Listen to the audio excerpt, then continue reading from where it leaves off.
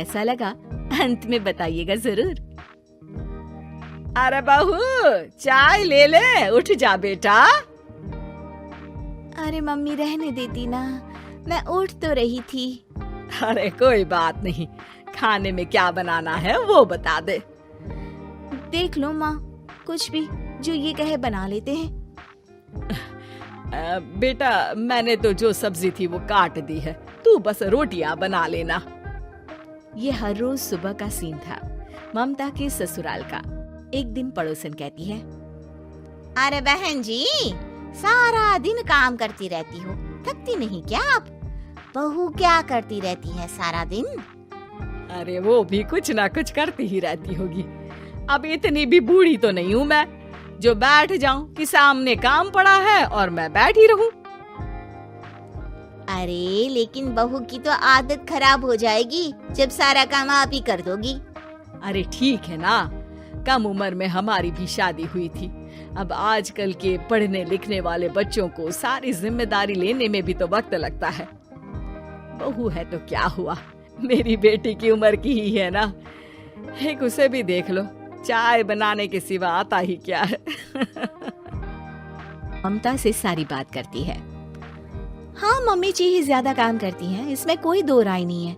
लेकिन मैं भी क्या करूं, ऑफिस और घर के बीच जो वक्त मिलता है उसी में काम कर लेते हैं, है ना। दिन बीत रहे थे। सास बहू के बीच की बॉन्डिंग अच्छी थी, लेकिन जब बहू माँ बनती है तो जो थोड़ा बहुत काम किया करती थी वो भी छोड़ देती है। बहू ये ले, तेरे लिए बनाया है, इसको खाने से बच्चा और तू दोनों स्वस्थ रहेंगे। ठीक है माँ जी। माँ जी वो बच्चे के लिए गद्दे जो सूख रहे हैं ना छत पर, जरा ले आइए ना। तभी वहाँ पति आ जाता है। अरे माँ रुको, मैं ले आता हूँ, तुम मेरा खाना लगा दो। माँ किचन में चली जाती है। पता है बगल वाली डॉली है ना, वो लोग हमारी साइड के हैं। उसकी सास ने तो उसकी हड्डियों को मजबूत करने वाले लड्डू बनाए हैं। उसे भी बच्चा हुआ है ना। पता नहीं मम्मी जी क्या पानी सा उबाल कर दे देती है, मैं तो बस वही खा लेती हूँ। अरे तो तुम्हारे साइड बनता है तो तुम अपनी माँ से बोल दो, वो बना देंगी। आहा, माँ की तबीयत ठीक नहीं रहती, तुम जानती हो ना, कैसे बनाएंगी वो? अरे क्या हो गया सासू माँ को? कल तक तो फेसबुक में किटी की फोटो डाल रही थी। अच्छा अच्छा चुप रहिए। डॉली की सास ने मनाया है, तुम लोगों का भी तो फर्ज बनता है। तभी वहाँ सास आ जाती है। ये ले बहू गर्म पानी की बोतल, गर्म पानी पीने से पेट अंदर हो जाएगा। नहीं नहीं माँ जी, गर्म पानी पीने से प्यास नहीं बुझती। अरे पी लेना बेटा। वो बगल वाली डॉली को तो जानती है ना, जो तुम लोगों के साइड की है। तेरे साथ ही उसका भी बच्चा हुआ था।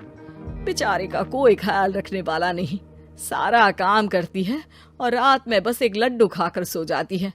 पेट तो लटक ही गया है और बच्चा तो कितना कमजोर सा है उसका। अच्छा माँ, क्या बात है, डॉली की ये हाल है?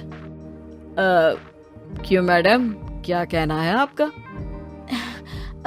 पता है मुझे, किसी के पास मेरी सास की तरह सास थोड़ी ना है। नहीं नहीं बेटा, ऐसा नहीं है, मेरे लिए तो तुम सभी मेरे बच्चे जैसे ही हो। ममता को समझ में नहीं आता कि वो सास में कैसे कोई बुराई निकाले, क्योंकि हर कोई उससे उसकी सास की तारीफ ही किया करता था। एक रोज ममता के घर उसकी ननद आती है। अरे भाभी, मुन्नी को तो 6 महीने हो गए, आप अभी भी बेड पर हो। आ गई है आप? कैसी हैं बुआ? बच्चा होने के 6 महीने बाद आई हैं आप। भाभी अमेरिका दूर है ना, तो वक्त लग जाता है। अब इनकी छुट्टी अभी थी तो सभी आ गए। वैसे माँ कहाँ है? थकी हारी सास बेटी को देखकर खुश हो जाती है। माँ, इस बार तेरा वीजा तैयार है, मेरे साथ चलने को तैयार रहना। हाँ बेटा, मैं तैयार हूँ। अरे ऐसे कैसे माँ, मैं कैसे मैनेज करूँगी? कैसे मतलब? जैसे मैंने किया अमेरिका में, आप इंडिया में कर लेना। वैसे आपका तो मायका भी पास ही में है ना? हाँ वो तो है, लेकिन वहाँ माँ के पास वक्त नहीं होता। ईश्वर भक्ति में उनका सारा समय चला जाता है। भाभी, बेटी परेशान हो तो माँ का ध्यान आरती में कैसे लग सकता है? समझ में ही नहीं आता। वैसे भी अब माँ को मैं अपने साथ ले जा रही हूँ। माँ को विदेश घूमने का शौक है ना। ममता मन मारकर चुप हो जाती है, लेकिन मन ही मन सोचती है कि वो कैसे सारा काम मैनेज करेगी। पति का खाना, नाश्ता, मुन्ने को नहलाना, धुलाना, फिर रात भर इसके लिए दूध तैयार करना। माँ तो सारा काम करती थी। हे भगवान, ना भाई ना। क्या हुआ भाभी? क्या सोचकर ना भी ना कर रही हो? अरे कुछ नहीं, बस बच्चे के बाद से ही कमजोरी ज्यादा हो गई है ना, तो अचानक से बड़बड़ाने लगती हूँ मैं। अगले दिन ममता अपनी माँ को फोन करती है। राधे राधे। माँ मैं क्या करूँ, मेरी सास तो अमेरिका जा रही है बेटी के पास। अब घर का सारा काम, बच्चा, सब कैसे मैनेज करूंगी। तू आ जाना माँ कुछ महीनों के लिए मेरे पास। अरे ना ना ममता, मेरे बस की बात नहीं है काम धाम। अरे तू तो जानती है ना, मैंने तो तेरे भाई की शादी भी गरीब गांव की लड़की से इसीलिए ही की थी कि वो चुपचाप घर का सारा काम करे।